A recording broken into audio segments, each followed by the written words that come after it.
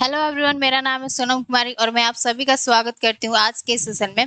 तो आज हम लोग क्या पढ़ने वाले हैं, आपका बोल सकते हैं कि सेंटर स्टेट रिलेशन का ये आपका क्लास सेकंड है। ठीक है, पहले क्लास में हमने क्या पढ़ा था, केंद्र और राज्य संबंधों के बारे में। हमने आपके विधायी संबंध के बारे में क्या किया था, चर्चा किया था। यानी विधायी संबंध यानी किस क्षेत्र पे राज्य विधानमंडल कानून बनाएगी और किस क्षेत्र में आपकी संसद कानून बनाएगी, इन सारे विषयों के बारे में हमने चर्चा किया था। और इसी में हमने आपको बताया था कि जब हम लोग केंद्र और राज्य के बीच में संबंधों की चर्चा करेंगे तो तीन तरह के संबंधों की चर्चा करेंगे। पहला क्या है, एक तो आपका विधायी संबंध होगा जिसमें हम लोग आर्टिकल 245 से लेकर 255 तक पढ़ेंगे। ठीक है, फिर आपका दूसरा क्या है, प्रशासनिक संबंध यानी एडमिनिस्ट्रेटिव रिलेशन, हम लोग आर्टिकल 256 से 263 तक पढ़ेंगे। ठीक है, और फिर हमारा लास्ट क्या आ जाता है, फाइनेंशियल रिलेशन, जो कि 264 से 293 तक इसको हम लोग कवर करने वाले हैं। तो पहले क्लास में हमने आपको विधायी संबंध में थोड़ा सा कुछ बता दिया था। क्या बताया था, तो हमने आपको दो बातें क्लियर कर दिया था।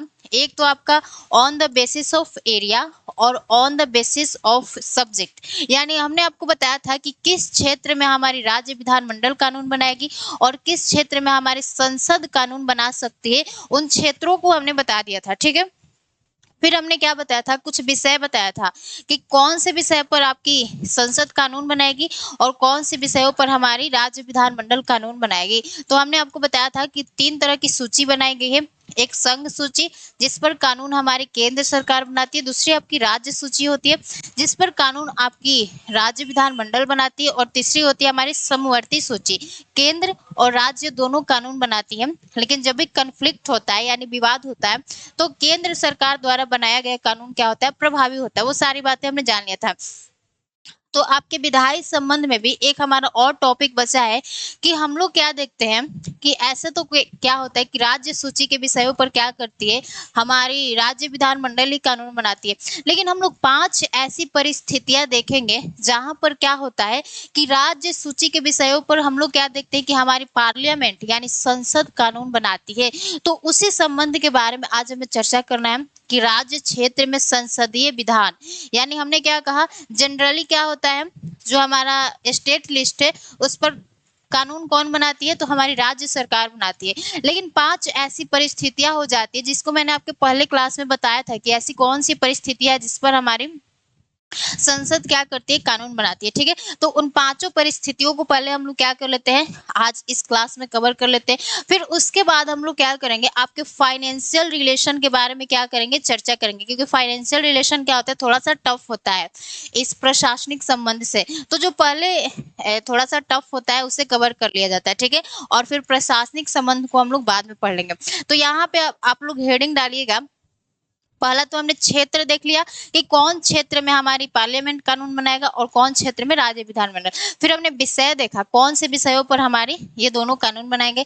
आज का जो टॉपिक है, राज्य क्षेत्र में संसदीय विधान, यानी राज्य सूची के विषयों पर कब हमारी संसद कानून बनाएगी उसको देखते हैं। ठीक है, तो देखिए यहाँ पे लिखिए, जो हमारा तीसरा टॉपिक है वह क्या है।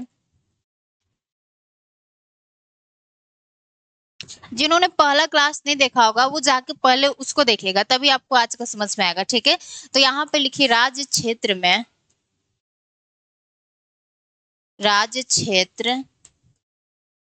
संसदीय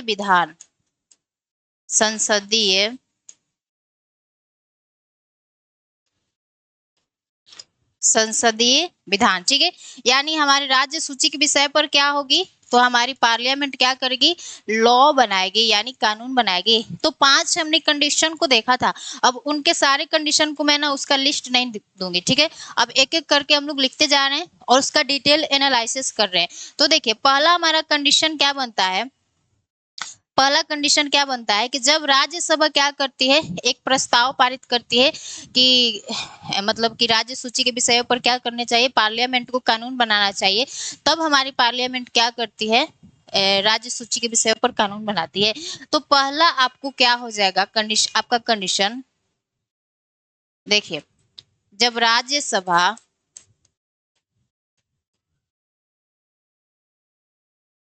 एक प्रस्ताव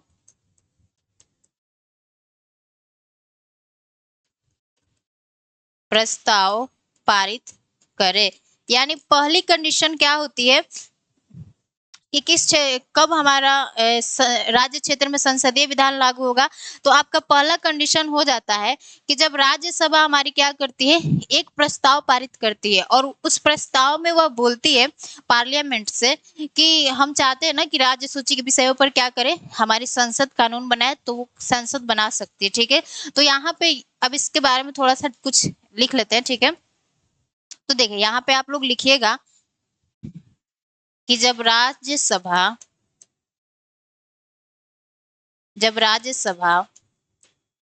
यह घोषणा कर दे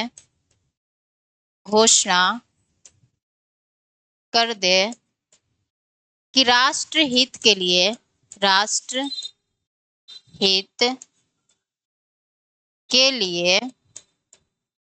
लिए वस्तु एवं सेवा कर, यानी आपका जो जीएसटी होता है, ठीक है, उस पर ये जब राज्यसभा यह घोषणा कर दे कि राष्ट्रहित के लिए वस्तु, ठीक है, वस्तु एवं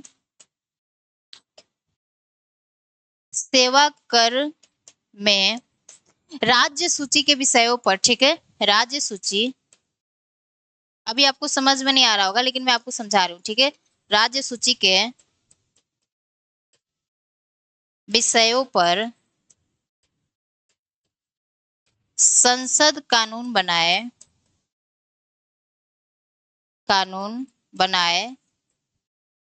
तब संसद कानून बना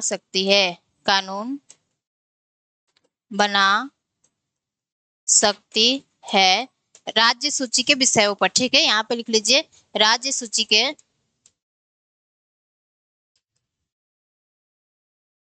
विषयों पर। ठीक है, तो देखिए हमने क्या कहा कि पहला कंडीशन क्या बनता है कि जब हमारी राज्यसभा क्या करती है, खुद एक प्रस्ताव पारित करती है और उस प्रस्ताव में बोलती है कि क्या होता है ना कि राष्ट्रहित के लिए यह जरूरी है कि वस्तु एवं सेवा कर, यानी GST, goods and service tax, ठीक है, वस्तु एवं सेवा कर में राज्य सूची के विषयों पर क्या करे, पार्लियामेंट हमारी कानून बना दे, तब पार्लियामेंट क्या कर सकती है, कानून बना सकती है। और इस तरह का जो कानून है वह केवल 1 साल तक ही क्या होगा, प्रभावी रहता है। इसे बढ़ाया जा सकता है, लेकिन जब पहली बार कानून बनाएगी हमारी राज्य सूची के विषयों पर पार्लियामेंट, तो केवल 1 साल तक प्रभावी रहेगा। और जब आप इसे असंख्य बार बढ़ाना चाहते हैं तो बढ़ भी सकता है। ठीक है, तो यहाँ पे लिख लीजिएगा कि इस तरह के कानून केवल 1 साल तक प्रभावी रहते हैं। इस तरह के कानून केवल 1 साल तक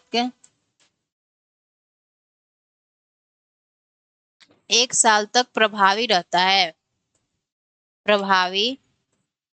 रहता है। यानी जब हमारी पार्लियामेंट राज्य सूची के विषयों पर कानून बनाती है तो ऐसा कानून केवल 1 वर्ष के लिए क्या होता है, प्रभावी होता है। लेकिन इससे हम लोग क्या कर सकते हैं, असंख्य समय के लिए क्या कर सकते हैं, बढ़ा सकते हैं। ठीक है, असंख्य बार बढ़ाया जा सकता है, लेकिन इसे असंख्य समय के लिए बढ़ाया जा सकता है।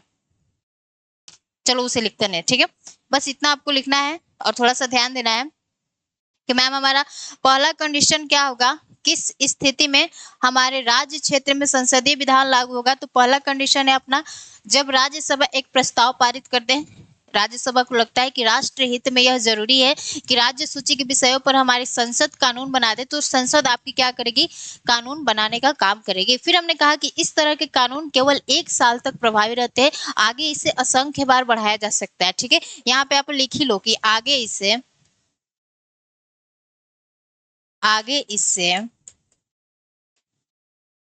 असंख्य बार, असंख्य थोड़ा सा है, असंख्य बार बढ़ाया जा सकता है। ठीक है, बढ़ाया जा सकता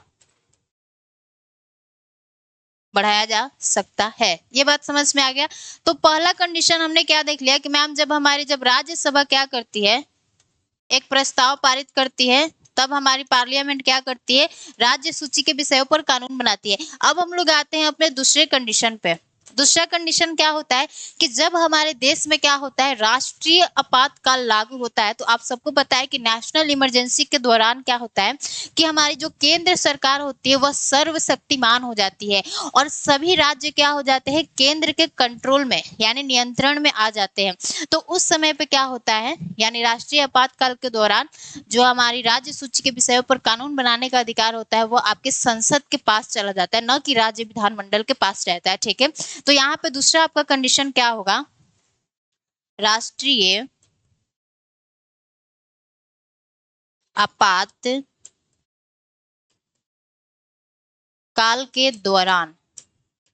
सारी बातें आपके एम लक्ष्मीकांत बुक में मिल जाएगा। ठीक है, उसको मैं आपको यहाँ पर लिखवा के नोट्स बनवा के समझा रही हूँ ताकि आपको भी लिखने का हैबिट हो जाए। ठीक है, तो देखिए दूसरा हमारा कंडीशन क्या होता है कि मैम जब हमारे देश में नेशनल इमरजेंसी लगता है तो हमारा जो केंद्र होता है वो सर्वशक्तिमान हो जाता है और राज्य सूची के विषयों पर कानून बनाने का अधिकार किसके पास चला जाता है, हमारे सेंटर के पास यानी पार्लियामेंट के पास चला जाता है। तो यहाँ पे लिखिएगा, राष्ट्रीय आपातकाल के दौरान, राष्ट्रीय आपात काल के दौरान राज्य सूची के विषयों पर कानून बनाने का अधिकार संसद का हो जाता है। राज्य सूची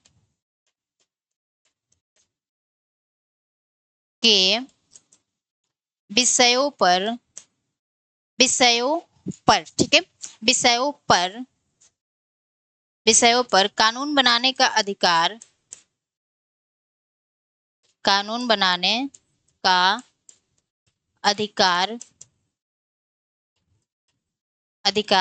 संसद के पास चला जाता है, संसद के पास चला जाता है। ये हो गया आपका सेकंड कंडीशन। ठीक है, कि जब हमारी राज्यसभा क्या कर दे, एक तो हमारा हो गया जब राज्यसभा खुद प्रस्ताव पारित कर दे तब हमारी संसद क्या करेगी, राज्य सूची के विषयों पर कानून बनाएगी। दूसरा हमारा कंडीशन क्या आता है, राष्ट्रीय आपातकाल के दौरान। अब हम लोग तीसरे कंडीशन पे आते हैं, जो कि तीसरा कंडीशन क्या है हमारा, उसे थोड़ा सा हम लोग क्या करते देखते हैं। तीसरा कंडीशन क्या है ना, कि पहले लिख लेते हैं। ठीक है, राज्यों के अनुरोध की अवस्था में यानी हमने क्या कहा कि तीसरा हमारा स्थिति क्या होता है, कंडीशन क्या होता है कि जब दो या दो से अधिक राज्यों के विधानमंडल क्या करती है, संसद से रिक्वेस्ट करती है कि संसद क्या करे, हमारे राज्य सूची के विषयों पर कानून बनाए, तब आपकी जो पार्लियामेंट है वह क्या करेगी, आपके स्टेट लिस्ट के सब्जेक्ट्स पर क्या करती है, कानून बना सकती है। तो आपका तीसरा कंडीशन क्या हो गया, राज्यों के अनुरोध की अवस्था में। तो यहाँ पे लिख लीजिए, जब दो या, यहाँ पे लिखिए, जब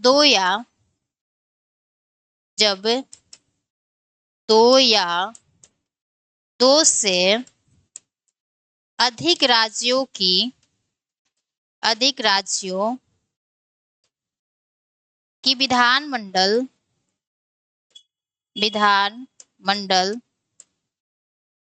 यह प्रस्ताव पारित करे, यह प्रस्ताव पारित करे कि राज्य सूची के विषयों पर संसद कानून बनाए,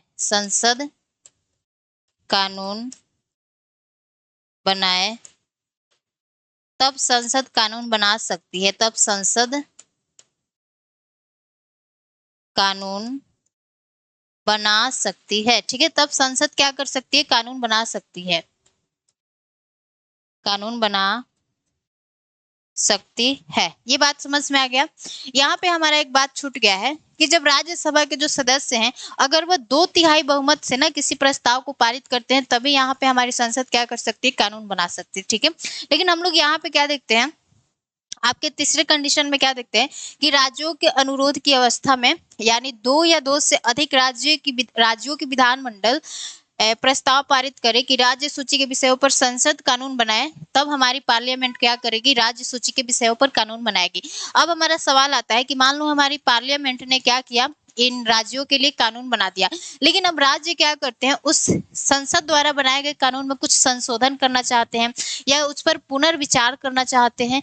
तो इस तरह के कानूनों पर ये जो संशोधन करने का अधिकार है वह किसके पास होगा, तो संसद का ही होगा, क्योंकि कानून किसने बनाया है, संसद ने बनाया है, न कि उस राज्य विधानमंडल का होगा। ठीक है, तो इस बात को बहुत अच्छे से याद रखना है कि इस तरह के कानून में संशोधन या पुनर्विचार करने का अधिकार संसद के पास होगा। ठीक है, तो यहाँ पे नोट में आप लिख लीजिए, नोट में इस तरह के कानून में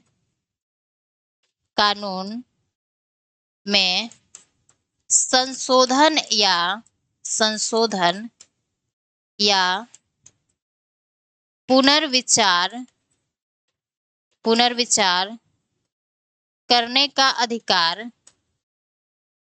करने का अधिकार संसद का होगा,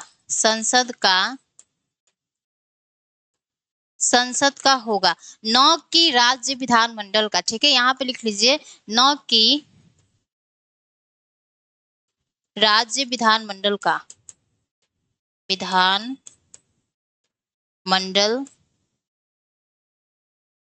मंडल का। ठीक है, तो हमने ऐसे 3 कंडीशन को देख लिया जिसमें हमारा क्या होगा कि राज्य क्षेत्र में क्या होगा, संसदीय विधान लागू हो सकता है। पहला क्या है, जब राज्यसभा एक प्रस्ताव पारित कर दे, पहला कंडीशन। दूसरा क्या है, राष्ट्रीय आपातकाल के दौरान।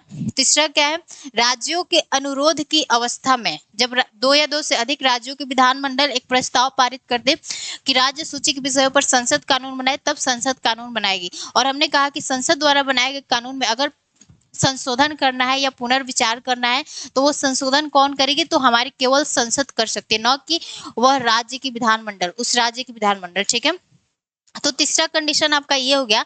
अब हम लोग और 2 कंडीशन बचा है, 4 और 5, कि किस स्थितियों में हमारी राज्य सूची के विषय पर संसद कानून बना सकते हैं। ठीक है, तो यहाँ पे आप लोग 4 नंबर में हेडिंग क्या देंगे, 4 नंबर में अंतरराष्ट्रीय समझौते को लागू करना। ठीक है, यानी देखिए आपकी पार्लियामेंट क्या कर सकती है कि राज्य सूची के विषयों पर अंतरराष्ट्रीय संधि या समझौते के लिए क्या कर सकती है, कानून बना सकती है।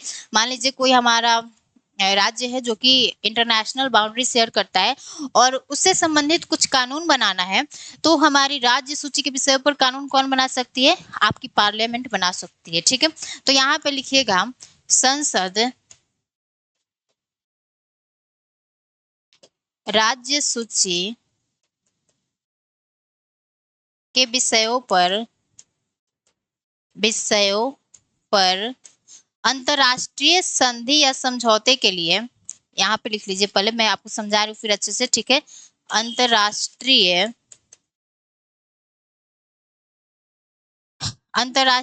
समझौते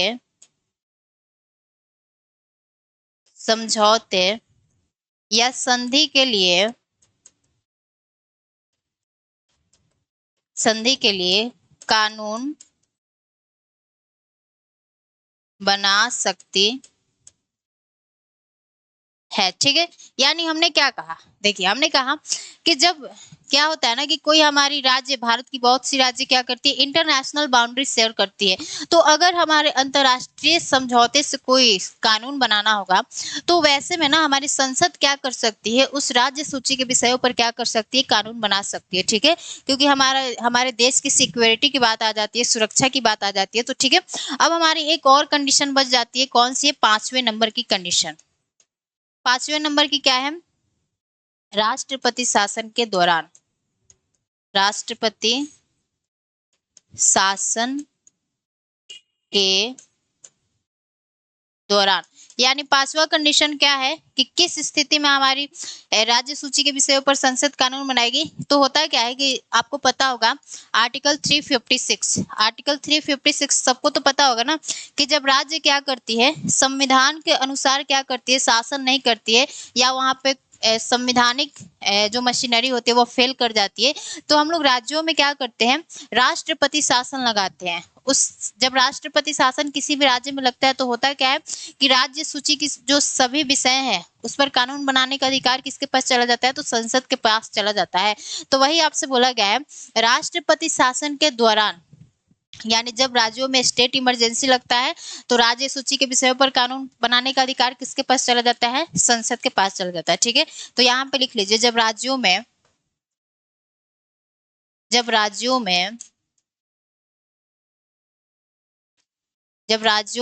राष्ट्रपति शासन लगता है, राष्ट्रपति शासन लगता है, तो राज्य सूची के विषयों पर, ठीक है, यानी जो हमारा स्टेट लिस्ट होता है, राज्य सूची के विषयों पर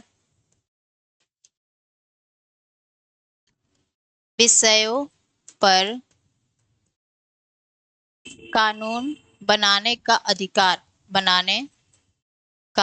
अधिकार संसद के पास चला जाता है, अधिकार संसद के पास चला जाता है।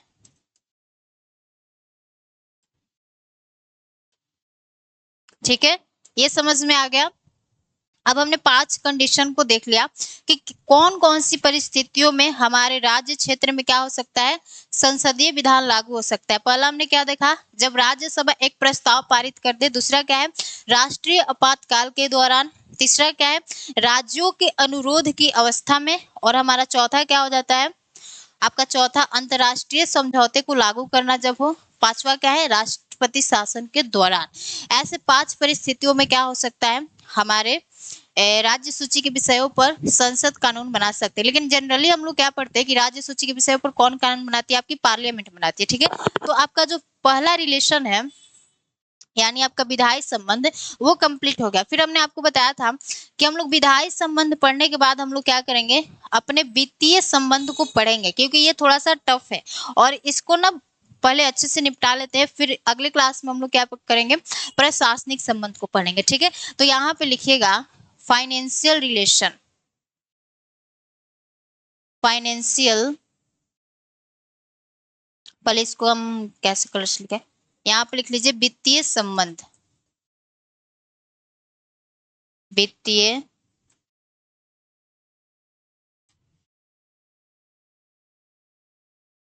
संबंध यानी फाइनेंशियल रिलेशन। अब सबको पता है कि भाई सरकार को देश चलाने के लिए क्या चाहिए, तो धन यानी पैसा चाहिए, है ना। बिना पैसा का देश चलेगा कैसे, तो यहाँ पे पहले इसका इंग्लिश लिख लें, फाइनेंशियल रिलेशन। ठीक है, यानी हमने क्या कहा कि आपके सरकार को देश चलाने के लिए क्या चाहिए, पैसा चाहिए।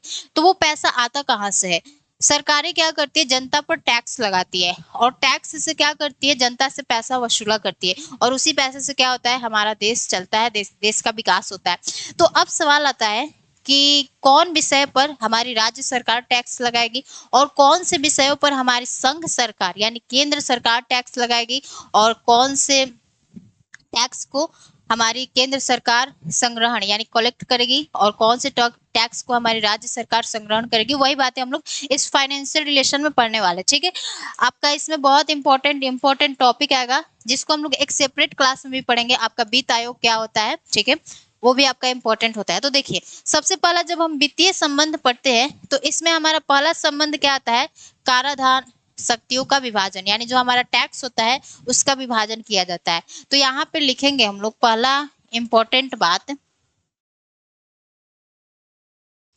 कराधान शक्तियों का विभाजन, यानी जो टैक्स लगाने का जो वो है, कौन विषय पर कौन टैक्स लगाएगा उसे देख रहे हैं। ठीक है, तो यहाँ पे लिखिएगा कराधान शक्तियों का, शक्तियों, शक्ति गलत लिखा है, ठीक है, शक्तियों का विभाजन, डिवीजन ऑफ टैक्सेशन पावर, ठीक है। तो देखिए हमने क्या कहा कि हमें जरूरी क्या पढ़ना है, क्या हमें पढ़ना जरूरी है कि कौन से विषय पर कौन सरकार टैक्स लगाएगी, ठीक है। तो उसके लिए हम लोग क्या आते हैं, आर्टिकल 2, आपको इसमें आर्टिकल लिख लीजिए कि पहले कौन से आर्टिकल्स के बारे में पढ़ने वाले हैं। आपका 264 से लेके आपके 293 आर्टिकल्स को इसमें क्या किया जाएगा, कंप्लीट किया जाएगा, ठीक है। तो आपकी जो पहली आर्टिकल स्टार्ट होती है 264 को छोड़ के 265 से हम लोग स्टार्ट करते हैं, ठीक है। तो यहाँ पे आपको लिखना है आर्टिकल 265 क्या बोलता है।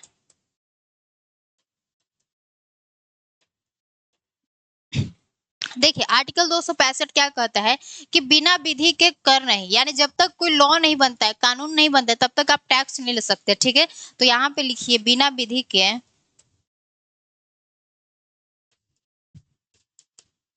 बिना विधि के कर नहीं, ठीक है, यानी नो टैक्स विदाउट लॉ। यहाँ पे लिख लीजिए नो टैक्स,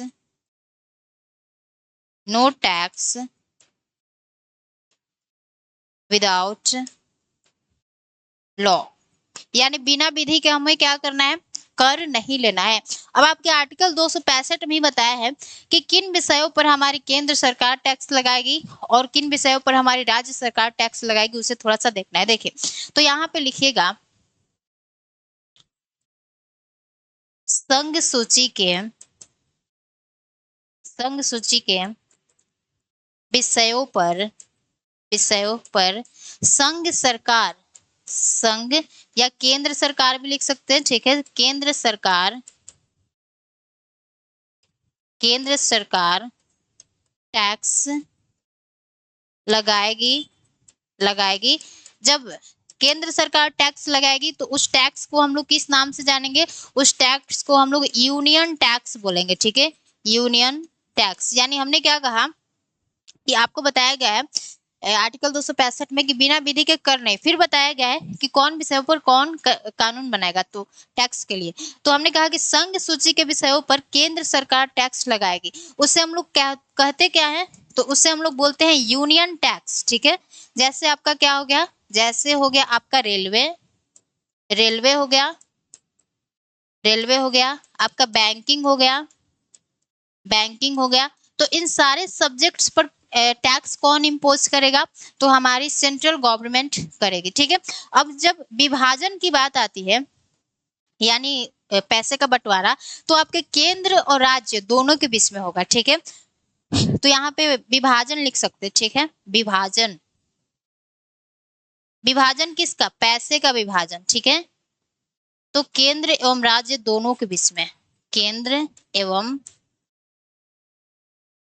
राज्य दोनों के बीच में, ठीक है। यानी हमने क्या देखा कि हमारा संघ सूची के विषयों पर टैक्स कौन लगाएगा, तो केंद्र सरकार लगाएगी, उसको यूनियन टैक्स कहते हैं, जैसे आपका रेलवे हो गया, बैंकिंग हो गया। लेकिन हम लोग क्या देखते हैं कि जब इसके विभाजन की बात आती है तो वो आपके केंद्र और राज्य दोनों के बीच में होता है, यानी कुछ पैसा हमारे केंद्र सरकार को जाएगा और कुछ पैसा हमारे राज्य सरकार को जाएगा, ठीक है। ये बात आपको समझ में आ गया।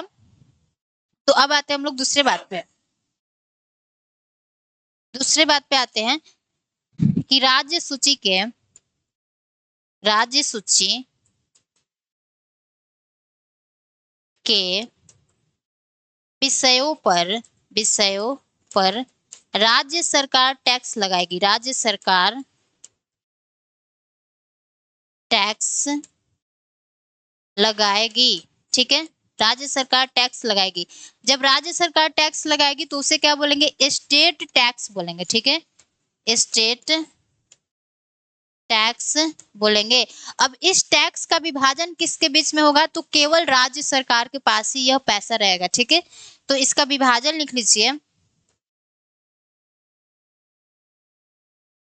विभाजन केवल राज्य सरकार, केवल राज्य सरकार में। ठीक है, ये बात आपको समझ में आ गया कि हमारा आर्टिकल 265 क्या कहता है। थोड़ा सा ऐसे रुको, देखो आर्टिकल 265 क्या कहता है आपको समझ में आ गया कि बिना विधि के कर नहीं, ये तो हमने समझ लिया। फिर हमने कहा कि संघ सूची के विषयों पर केंद्र सरकार टैक्स लगाएगी, जिसे हम लोग यूनियन टैक्स कहेंगे। लेकिन जब विभाजन का बात आता है तो वो आपके केंद्र एवं राज्य दोनों के बीच में होता है। फिर हमने कहा कि राज्य सूची के विषयों पर राज्य सरकार टैक्स लगाएगी, जिसको हम लोग स्टेट टैक्स कहेंगे। लेकिन जब विभाजन की बात आता है तो वह आपके केवल राज्य सरकार में ही पैसा रहेगा। ठीक है, ये आपका आर्टिकल 265 हो गया। अब हम लोग आ जाते हैं आपका एक बहुत ही इंपॉर्टेंट टॉपिक, जो कि आपके आर्टिकल 266(1) में बोला गया है। ठीक है, देखो आर्टिकल 266(1) इसमें क्या है, तो हमारा संचित निधि है, संचित निधि, संचित निधि। इसे थोड़ा सा ना आपको बहुत अच्छे से समझना है। ठीक है, बहुत न्यूज में रहता है संचित निधि, इसको कंसोलिडेटेड फंड बोलते हैं। ठीक है, कंसोलिडेटेड फंड। तो देखिए, अब इसे थोड़ा सा हम लोग क्या करते हैं, अच्छे से और बहुत डिटेल में क्या कर लेते हैं, समझ लेते हैं कि संचित निधि आखिर होता क्या है। तो संचित निधि के बारे में अगर मैं आपसे एक शब्दों में कहूं तो यह सरकार का क्या होता है, खाता होता है। जैसे हमारा अकाउंट होता है बैंकों में, उसी तरह यह सरकार का क्या होता है, आपका अकाउंट होता है। सरकार के हमारे जितने भी राजस्व होते हैं, यानी टैक्स होता है, पैसा होता है, वो सब कहाँ रहता है, आपके संचित निधि में ही क्या होता है, जमा रहता है। और सरकार के हमारे जितने भी नियमित खर्च होते हैं, जैसे वेतन देना हो, पेंशन देना हो, या हमारी बुनियादी ढांचे के विकास के लिए कुछ पैसा देना है, तो वो सभी कहाँ से जाते हैं, आपके संचित निधि से ही पैसा दिए जाते हैं। और यह किसके नियंत्रण में रहता है, तो आपके संसद के नियंत्रण में रहता है। ठीक है, अब इतना सारा बात हमने जान लिया, अब इसके बारे में थोड़ा सा नोट्स बना लेते। ठीक है, तो यहाँ पे लिखिएगा, यह सरकार का क्या होता है, यह सरकारी खाता होता है, ऐसे लिख लीजिए। ठीक है, यह सरकारी खाता होता है, यह सरकारी खाता होता है। ठीक है, जिसमें क्या होता है, जिसमें जिसमें सरकार के सभी राजस्व जमा होते हैं, जमा होते हैं। अब राजस्व में क्या क्या आ जाएगा भाई, तो राजस्व में आपका आ जाएगा, सबसे पहले तो क्या आ जाएगा, इसमें थोड़ा सा देख लेते हैं। ठीक है, सबसे पहले तो आपका टैक्स आ जाएगा, यानी जनता सरकार को टैक्स देती है, वो पैसा रखा कहाँ जाता है, आपके संचित निधि में। आपका दूसरा क्या आ जाता है, इंटरेस्ट, इंटरेस्ट ये क्या होता है मैम, यानी ब्याज, ब्याज। अब ब्याज हम लोगों को कहाँ से मिलेगा, तो आप सबको पता है कि भारत से भी बहुत ऐसे छोटे छोटे देश है जो कि क्या करते हैं, अपने विकास के लिए क्या करते हैं, भारत से पैसा लिया करते हैं। जैसे आपका मालदीव हो गया, श्रीलंका हो गया, अफगानिस्तान हो गया।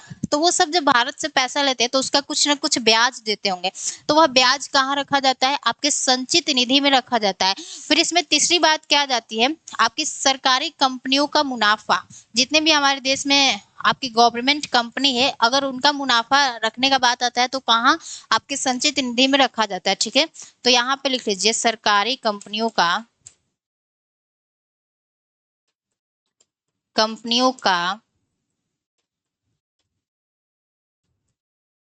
मुनाफा कहाँ रखा जाता है, तो आपके संचित निधि में ही रखा जाता है। ठीक है, हमने ये तो जान लिया, यह सरकारी खाता होता है जिसमें सरकार के सभी राजस्व जमा होते हैं। अब यहाँ पे लिखना है कि हमारे सरकार के जितने भी नियमित खर्च होते हैं वह आपके संचित निधि से ही होता है। तो लिखिए, सरकार के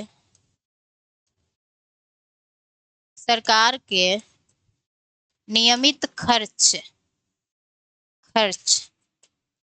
जैसे आपका हो गया वेतन, वेतन हो गया, पेंशन हो गया, पेंशन, और हमारे बुनियादी ढांचे के विकास के लिए भुगतान, बुनियादी बुनियादी ढांचे के विकास हेतु भुगतान, भुगतान का मतलब पैसा, ठीक है। वो सभी पैसा कहाँ से जाता है, तो हमारे संचित निधि से ही क्या होता है, जाता है। अब इसके बारे में और एक बात क्या लिखना है कि यह क्या होता है, तो आपके संसद के क्या होता है, कंट्रोल में होता है। यानी अगर आपको संचित निधि से थोड़ा सा भी पैसा निकालना होगा तो संसद की मंजूरी से ही निकलेगा, ठीक है। तो यहाँ पे लिखिएगा यह है संसद के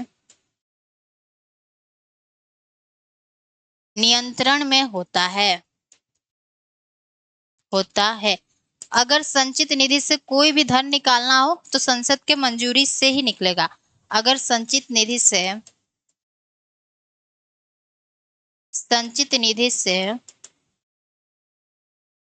कोई धन निकालना हो, कोई धन निकालना हो, निकालना हो तो संसद की मंजूरी से निकलेगा, संसद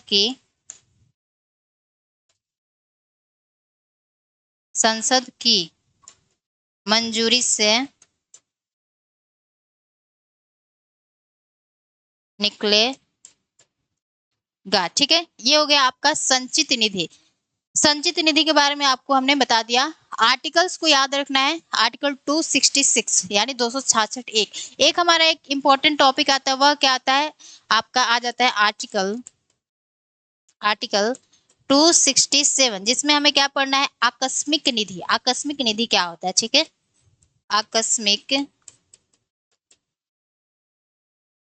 आकस्मिक निधि यानी कंटिंजेंसी फंड, ठीक है।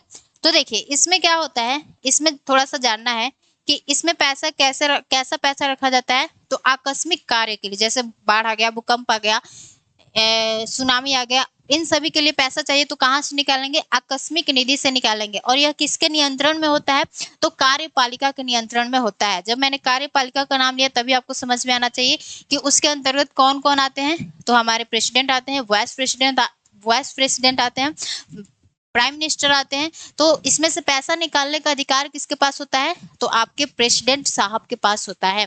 तो यहाँ पे लिखिएगा आकस्मिक कार्यों के लिए, आकस्मिक कार्यों के लिए धन रखा जाता है, धन रखा जाता है। आकस्मिक कार्य कैसे हो गया, जैसे आप लिख सकते हैं आपका अर्थक्वेक हो गया, अर्थक्वेक हो गया, आपका सुनामी हो गया। और क्या हो सकता है, कोई हमारी महामारी आ सकती है, जैसे कोरोना वायरस आया था तो पैंडेमिक लिख लीजिए, पैंडेमिक, ठीक है, ऐसा हो सकता है, ठीक है। अब इससे पैसा निकालने का अधिकार किसके पास होता है, तो हमारे प्रेसिडेंट के पास होता है। तो आप ऐसे लिख लीजिए कि यह कार्यपालिका के नियंत्रण में होता है, यह कार्यपालिका के नियंत्रण में होता है,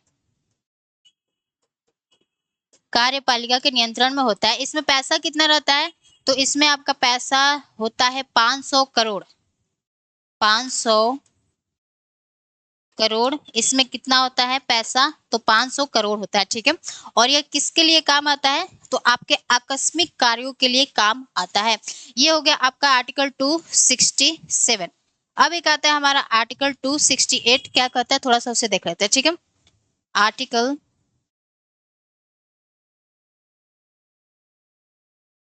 आर्टिकल 268 देखिए इसमें क्या बोला गया है, इसमें क्या बोला गया है, टैक्स के बारे में बात किया गया है कि इसमें बोला गया है कि हमारी संघ सरकार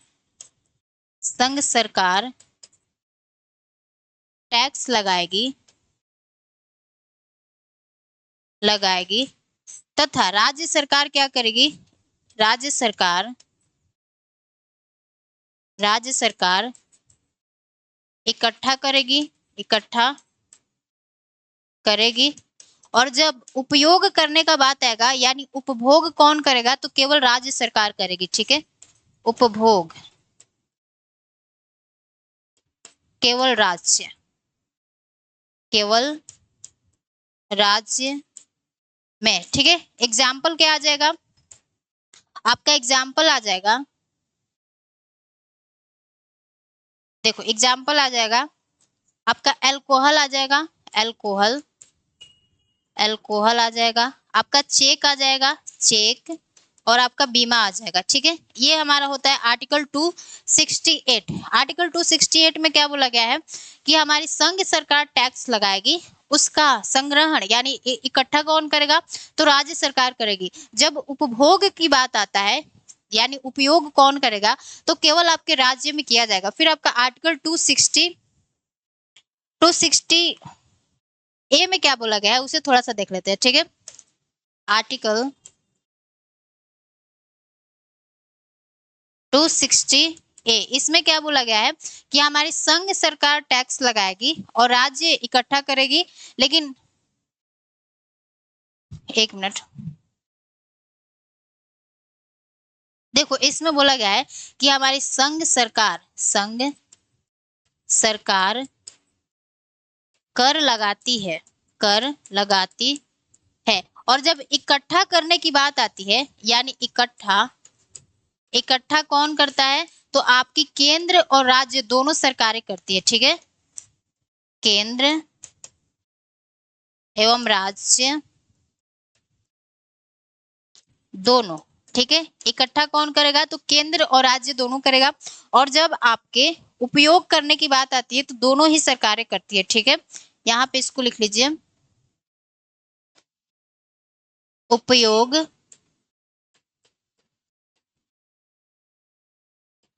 दोनों ही सरकारें करती है, सरकारें करती है। यानी 268 में हमने क्या देखा कि संघ सरकार टैक्स लगाएगी, राज्य सरकार उसे इकट्ठा करेगी, लेकिन जब उपयोग करने का बात आएगा तो केवल राज्य में होगा। लेकिन दूसरा कंडीशन हम लोग क्या देखते हैं, आर्टिकल 268 ए, संघ सरकार कर लगाती है, इकट्ठा केंद्र एवं राज्य दोनों करेंगे। ठीक है, और उपयोग कैसे होगा, तो आपके दोनों ही सरकारें इसका उपयोग करती है। अब आता है हमारा आर्टिकल 269। ठीक है, आर्टिकल आपके 269 में क्या बोला गया है उसे देख लेते हैं।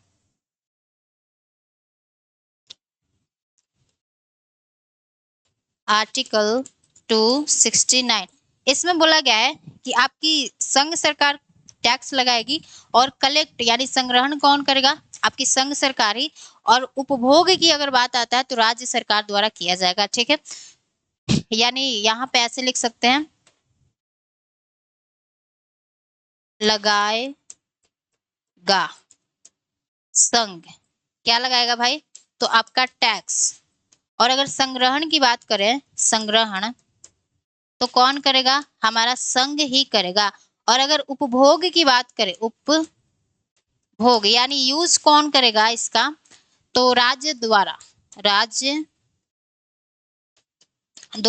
किया जाएगा। ये आपका आर्टिकल 269 बोलता है। ठीक है, अब आपका आर्टिकल 270 बस उसे कवर कर लेते हैं। ठीक है, इसमें थोड़ा सा टैक्स का वो है ना, कौन लगाएगा कौन यूज करेगा, यही आपका थोड़ा सा टफ हो जाता है। ठीक है, आर्टिकल 270, आपका 270 क्या कहता है कि संघ और संघ, देखो इसमें क्या बोला गया है कि जो टैक्स लगाएगा कौन, तो आपका संघ सरकार। और आपका संग्रहण कौन करेगा, संग्रहण तो संग्रहण भी कौन करेगा, आपका संघ द्वारा, यानी संघ द्वारा ही होगा, संघ द्वारा। और जब उपभोग की बात आता है यानी यूज कौन करेगा, उपभोग तो कौन करेगा, आपका दोनों द्वारा, यानी राज्य और केंद्र दोनों द्वारा।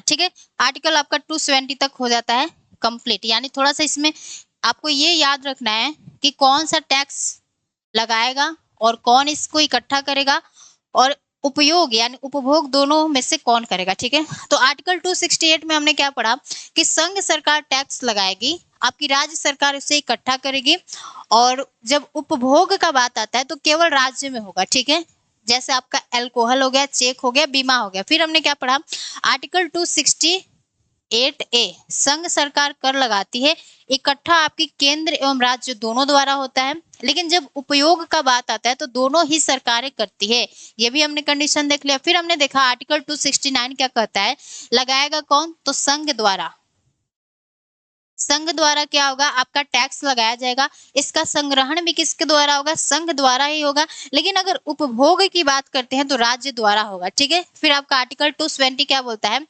संघ द्वारा टैक्स लगाया जाएगा, संघ द्वारा संग्रहण किया जाएगा। लेकिन अगर मैं उपभोग की बात करती हूँ तो दोनों द्वारा, यानी राज्य एवं केंद्र दोनों द्वारा किया जाएगा। तो ये है आपका फाइनेंशियल रिलेशन किसके बीच में, केंद्र और राज्यों के बीच में। ठीक है, अब जो इसमें जो भी बचा है आपका वित्त आयोग क्या होता है उसको हम लोग अलग से क्लास में पढ़ेंगे। ठीक है, तो आज के लिए बस इतना ही रखते हैं। और कैसा लगा आपको ये क्लास, थोड़ा सा कमेंट सेक्शन में आप अपना फीडबैक दीजिएगा। ठीक है, तब तक के लिए सभी को जय हिंद, नमस्ते।